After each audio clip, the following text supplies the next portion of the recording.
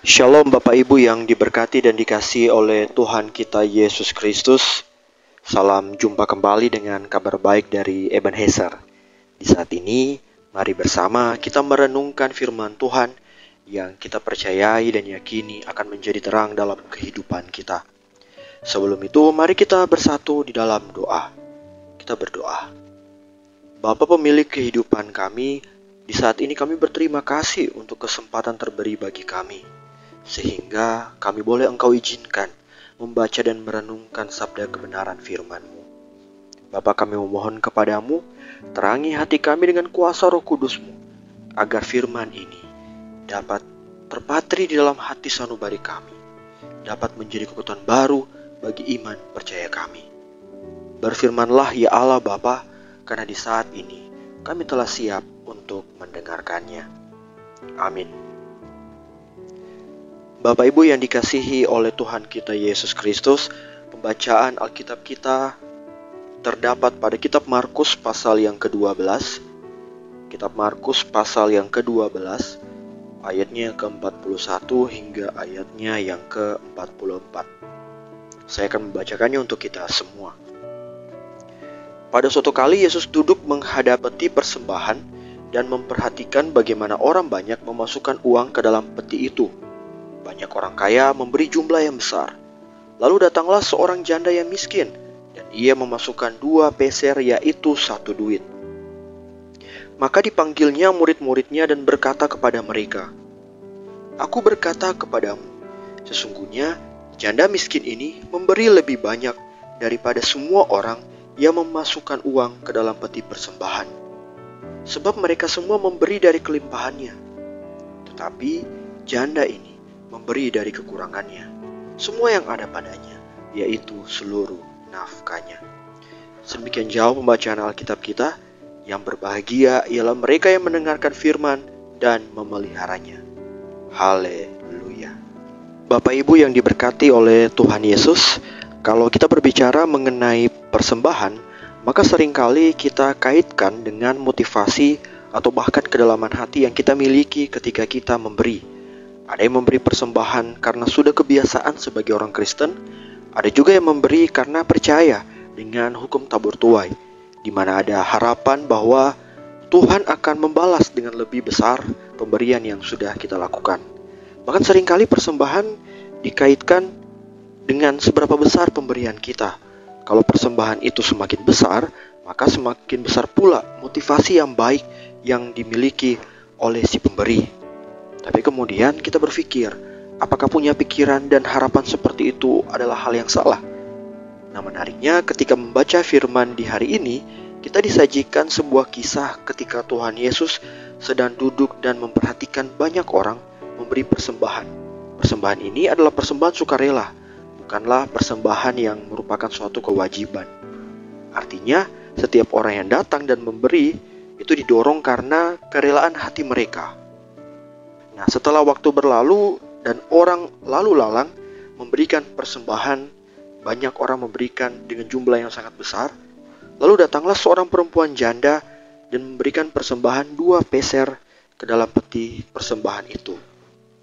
Nah, hal inilah yang menarik perhatian Tuhan Yesus, yang kemudian memanggil para murid dan menjelaskan kepada para murid bahwa perempuan itu memberi lebih banyak daripada orang-orang lain. Tuhan Yesus kemudian melanjutkan kata-katanya dengan menjelaskan alasan mengapa Tuhan Yesus memuji persembahan sang perempuan janda yang miskin itu.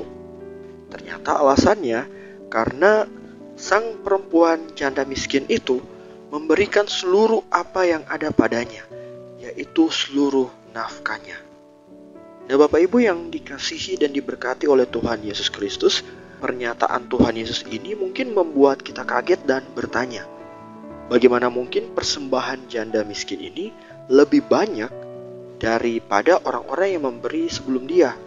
2 peser dibandingkan dengan persembahan orang-orang yang merupakan orang-orang kaya tadi. Tentu jumlahnya pasti sangatlah jauh. Belum lagi pernyataan Yesus yang mengatakan bahwa mengapa perempuan itu lebih daripada orang-orang yang telah memberi, itu adalah ketika dia memberikan seluruh nafkahnya. Lalu Apakah kita harus memberi seluruh nafkah kita agar dikatakan persembahan kita baik?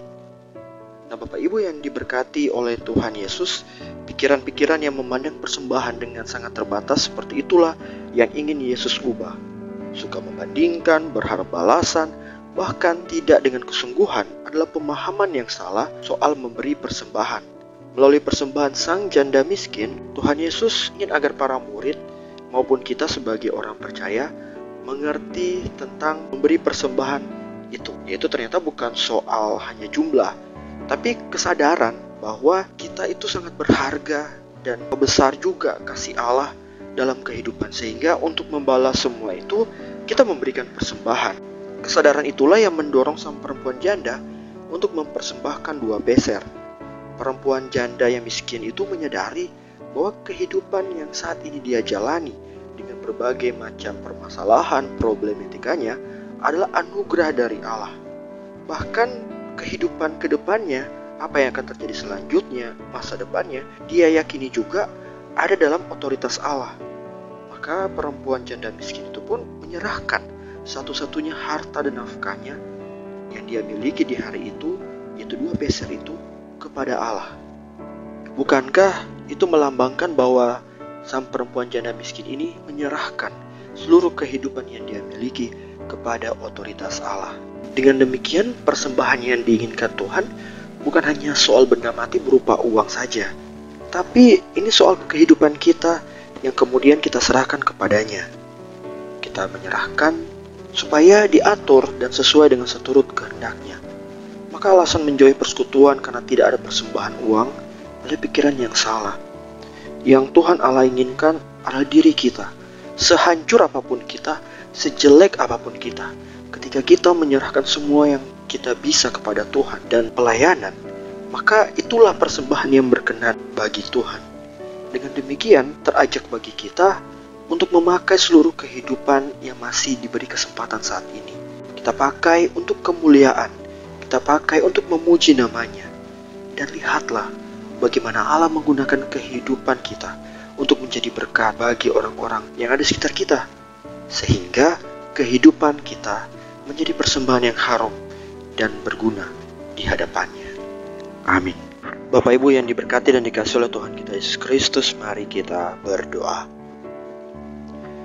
Bapa, terima kasih untuk sapaan firman-Mu bagi kami. Maka ajarlah kami untuk mengerti dan memahami firman-Mu ini. Dan ajarlah kami mempersembahkan seluruh kehidupan kami hanya kepadamu. Dan biarlah Bapa, melalui seluruh kehidupan kami, nama-Mu saja terus akan dipuji dan dipermuliakan. Berkati kehidupan kami Bapa, berkati kehidupan keluarga kami masing-masing. Inilah seluruh harapan kami dan doa kami. Amin.